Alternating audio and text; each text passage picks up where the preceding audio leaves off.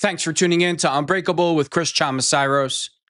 So before I start my show today, I just want to give you a daily reminder of why Charlie Kirk was assassinated. Let's jump into that video before I start the show today. Have a conventional military. They are a proud and they are a big country. Possible case scenario is Iran says, okay, you humiliated us, you killed all of our leaders. We're going to go make this a regional mess and try to get as many people involved as possible. They're going to go after Americans, they're going to go after Saudis, they're going to go after everybody imaginable just to create a big mess and to try to draw the world into it. Because understand, the Iranian people are widely respected and not necessarily are always in sync with leadership. But if and when the people of Iran feel like Persia is being defaced and humiliated and disrespected, we don't know where that is going to go. And that's my final reason why I am always skeptical of military intervention. And when a lot of the sometimes warmongering wing gets too excited, you don't know, actually. You need to have a lot of humility. And that's exactly why Charlie Kirk was assassinated. He was against the war from day one. He went to visit President Trump before he was assassinated. He was saying how against the war he would be if America attacked Iran. He was letting it be known to everyone. He was going on multiple podcasts saying the same thing. It's not a good idea for America to attack Iran unprovoked, that God only knows where it could lead to. And I don't think Iran's laying down, and I don't blame them for laying down. If I'm Iran, I'm not laying down for Benjamin Netanyahu, because Iran obviously knows that Benjamin Netanyahu controls President Trump. And that's your daily reminder. And I don't want you to forget that. See, everybody's turning the page from Charlie Kirk's assassination. Everybody's turning the page from Erica Kirk. Everybody's turning the page from how Charlie Kirk's, the crime scene where he was assassinated at, how it was bulldozed over the next day. They just want you to turn the page and forget about it. And that's all the... Do you really believe, think about this logically, Charlie Kirk was on Israel's payroll? That's why I didn't like Charlie Kirk. I'm not a fan of Charlie Kirk. I'm not sticking up for him. But there were some things I resonated with. Particularly, this is the greatest country in the world, and it's up to you to make out what your life is going to become. Take responsibility for your life. And that's the one message that I got from Charlie Kirk that I fully agree with. But I'm not a fan of his. He was bought and paid for by Israel. He was 100% Zionist in the beginning, but towards the end, right before his death, he was starting to come around. He was starting to see the truth. He was starting to realize that he made a mistake. And he was going on big podcasts, the Patrick Bet-Davids of the world, and he was reversing course, and he was saying how he thought that October 7th, that it was impossible for those Palestinians to get across the border and commit that atrocity unless Benjamin Netanyahu gave a stand-down order. He was totally changing his views and his opinions on Israel. And Candace Owens has released multiple text messages of Charlie, and you could clearly see it, his frustration with Israel. He knew this Israel first was bad for America. He knew that he made a mistake. So there's no, people are entitled to make mistakes. I made a mistake being conned and duped by President Trump. I voted for him 3 times. Before, I used to say, I don't regret voting for President Trump. I used to say that before the war with Iran.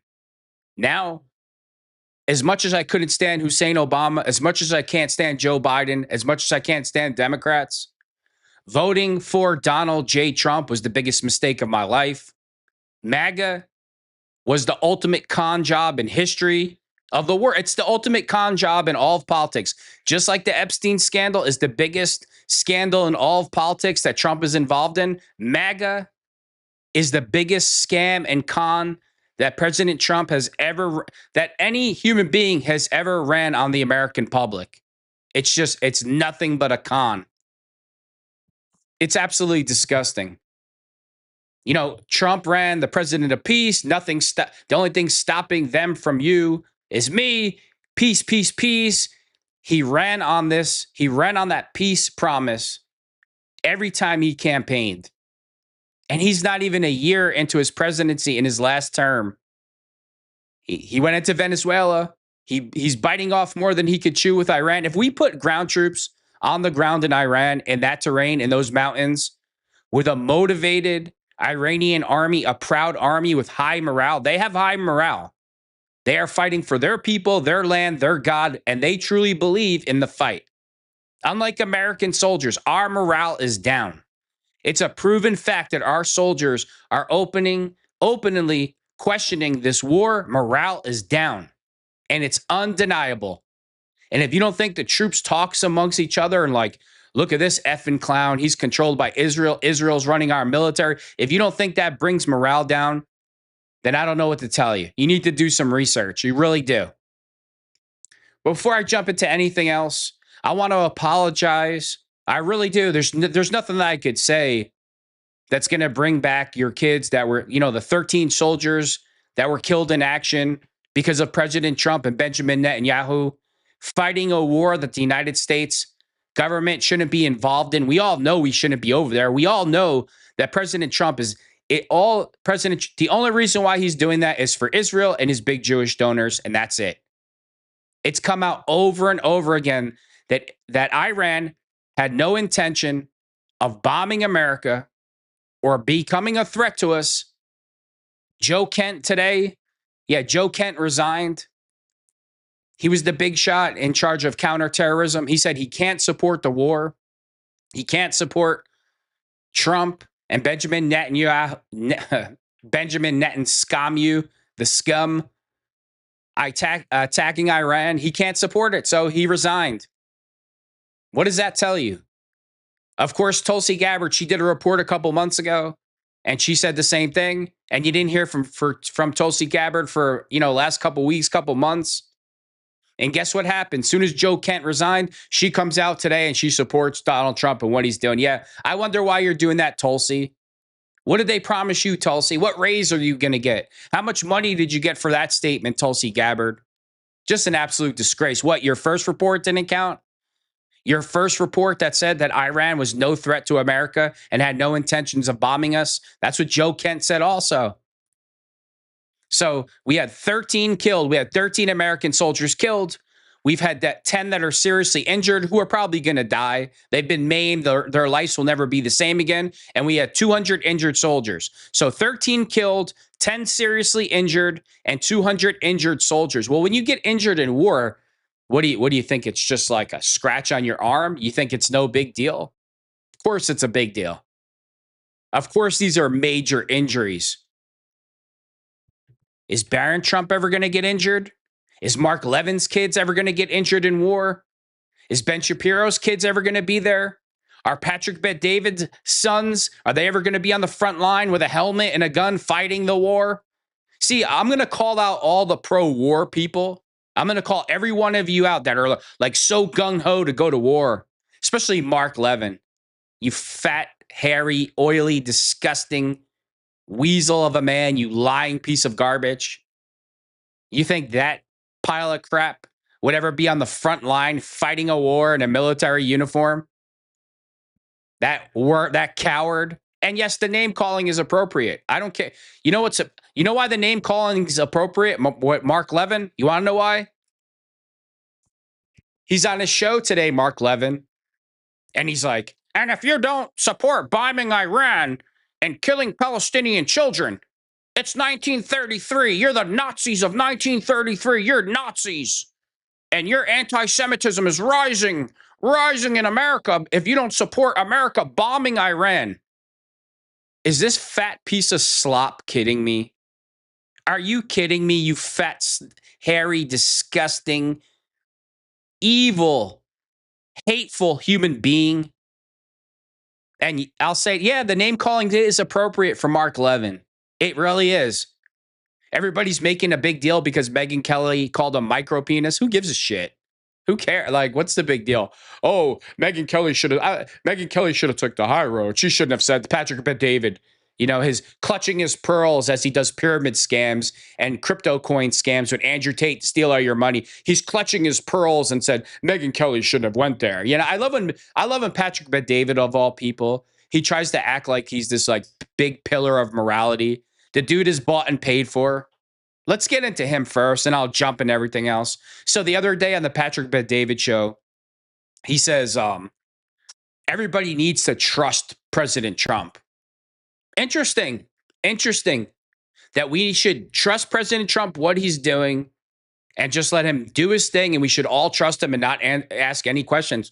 Well, that's interesting, Patrick Bet-David. See, we voted for Trump not to be involved in foreign wars, and he promised us and he gave us his word. And then we gave him the presidency, we gave him the House, we gave him the Senate, we gave him everything. And what did President Trump do? He did the total opposite. So why would we trust President Trump, Patrick Bet-David? Why?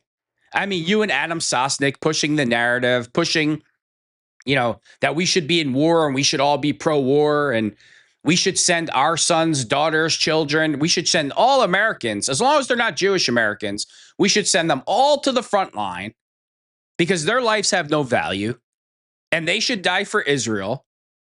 And you should be honored that you get to die for Israel. And you should be honored that your children died for Israel. See, how come I don't see all the Zionists in America? How come I don't see the Ben Shapiros, the Mark Levins, the Sosnicks, the Patrick Bet-Davids? I don't see all the warmongers who are calling for war and to kill more children and to kill more women and to kill more civilians. I don't see any of you joining the military. I don't see any of you sending your kids to join the military to fight in the war. Well, you want war so much, you're so war hungry, join on up.